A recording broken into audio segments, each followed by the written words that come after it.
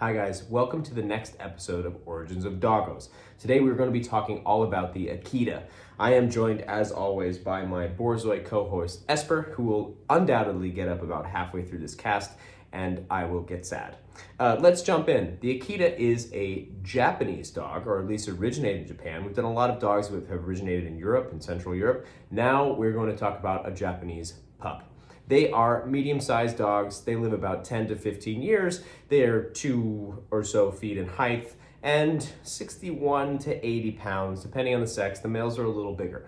So take a look at them. Very interesting dogs. Something you should know, they are meticulously clean, almost cat-like so. They groom themselves. So it is said that Akitas are one of the easiest dogs to take care of because they are very, very clean. Aside from that, they are incredibly aggressive dogs as well. Not necessarily to humans or dogs in particular, but they're extremely protective and they will not back down. And you'll see as we go through the story about this dog, you'll see why. So the origin of this dog is from the Akita prefecture, which is the northernmost province in Japan. A nobleman traveled there and had decided in his boredom to make a cross of some of the locals' dogs to create a better hunting dog.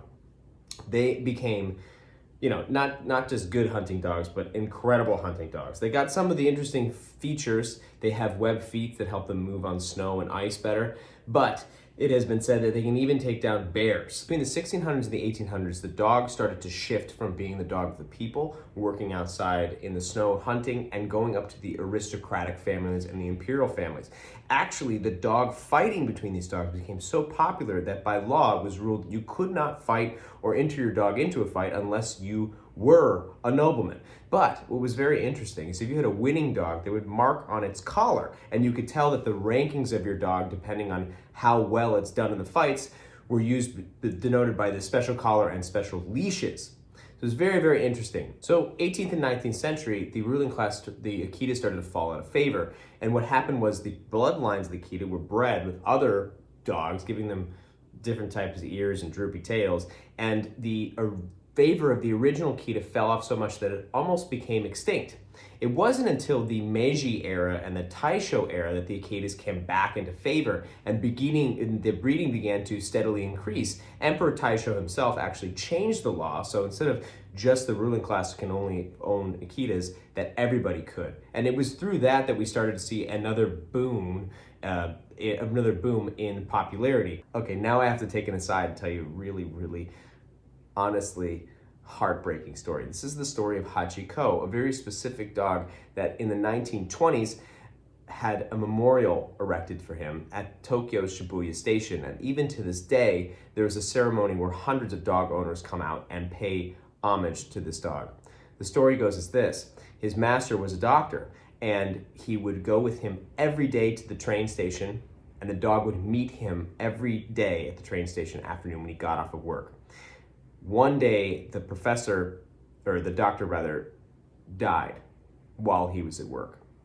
And for 9 years, the dog would go to the train station and wait for him. Now, he died in March of 1934, and there was a bronze statue erected in his memory. And during World War II, unfortunately, the bronze statue was melted down and to be used for weapons.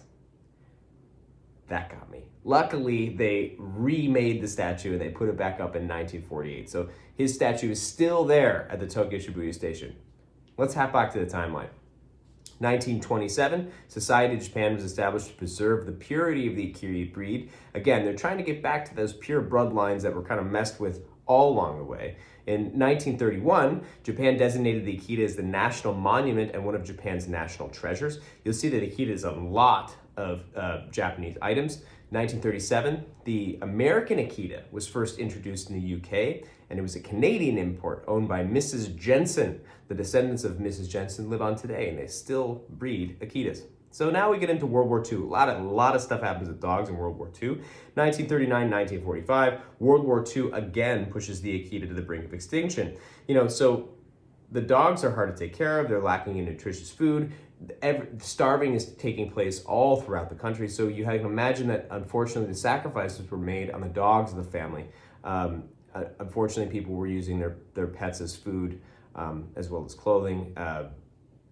The government actually ordered that all the remaining dogs, be killed on site to try to prevent diseases. It's it's a really, again, shows you the depravity of the World War, and unfortunately, not only did humans suffer, but our pets did as well. So some people during World War II actually freed their dogs and released them into the woods. Mori Sawatashi gave efforts to save the breed by doing this, and the Japanese emperors actually recognized him in 2002 for his contribution to preserving the culture by raising these dogs.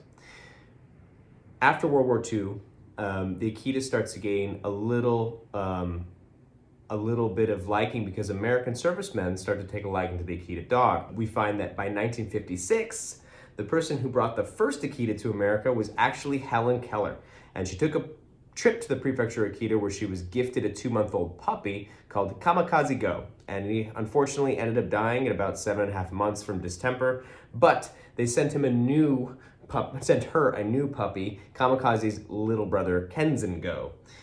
Keller wrote in the Akita journal, "If there ever was an angel in fur, it was Kamikaze. I know I shall never feel quite the same tenderness of any other pet.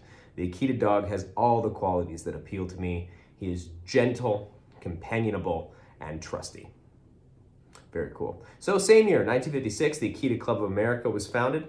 1967, we get a 50th anniversary of founding the Akita Dog Preservation Society. And there was a museum built in Japan for this. And it wasn't until 1972 that this breed was actually entered into the AKC. So now we're in the 80s, the breed was first introduced in Australia, and in 1986, it finally got all the way over to New Zealand. It's just so interesting to think this fiercely loyal, it's so interesting to think this dog bred for hunting in the northernmost prefecture of Japan, where it's nothing but snow, would capture the hearts of pretty much everyone with their loyalty and honesty and become such incredible companion dogs. They would go from being such an obscurity to being loved by the imperialist noblemen to being, almost extinct twice, then coming over to America and becoming a prestigious dog in our society, and then also, at the very most, in 2012, an Akita was given to Vladimir Putin, and his name is Yume. Thank you, guys. We'll be talking about next week. We'll be talking about the Alaskan Malamute. I hope you guys are enjoying this series. I'm always trying to make it better. Any suggestions, anything you have, please let me know. I would love to hear it. Thank you. Bye.